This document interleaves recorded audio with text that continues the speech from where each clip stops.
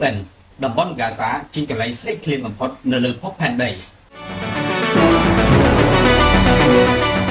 អង្គការសហប្រជាជាតិប្រកាសថាតំបន់ហ្គាហ្សាជាកន្លែងស្រេកឃ្លានបំផុតនៅលើភពផែនដីដោយព្រមានថាមានគ្រោះទុរ្ភិក្សបានគំរាមកំហែងដល់ប្រជាពលរដ្ឋ 2.3 លាននាក់ដោយសារតែការបន្តរារាំងរបស់អ៊ីស្រាអែលនិងជំនួយមនុស្សធម៌មិនគ្រប់គ្រាន់នេះបើយោងតាមការចេញផ្សាយរបស់សារព័ត៌មាន A1 Al Jazeera នៅថ្ងៃទី31 ខែឧសភាលោក Jens Lager អ្នកនាំពាក្យការិយាល័យ UN ទទួលបន្ទុកសម្រាប់សម្រួលកិច្ចការមនុស្សធម៌បានពណ៌នាជំនួយដែលចូលទៅក្នុងការសាថាគ្រាន់តែជាល្បិចដែលរារាំងដោយការរដ្ឋបတ်ខ្លាំងនិងការគ្រប់គ្រងដោយអង្គការមិនមែនរដ្ឋាភិបាលគ្រប់គ្រងដោយអ៊ីស្រាអែលនិងសហរដ្ឋអាមេរិកគឺមូលនិធិមនុស្សធម៌ហ្គាហ្សាលើសពីនេះនៅពេលដែលជនស៊ីវិលកំពុងស្វែងរកអាហារទាហានអ៊ីស្រាអែលក៏បាញ់ទៅលើអ្នកស្វែងរកជំនួយបង្កឲ្យរបួសមនុស្សយ៉ាងតិច20នាក់នៅកន្លែងចែកចាយរបស់ GHF បែកច្រករបៀងយោធាអ៊ីស្រាអែលផងដែរក្រុមផ្ដល់ជំនួយនិងមន្ត្រី UN បានថ្កោលទោសប្រតិបត្តិការរបស់ GHF ដោយចោទថាវាបានជួយកិច្ចខិតខំប្រឹងប្រែងរបស់អ៊ីស្រាអែលក្នុងការផ្លាស់ទីលំនៅប្រជាជនប៉ាឡេស្ទីនក្រោមរូបភាពនៃការផ្ដល់ជំនួយមនុស្សធម៌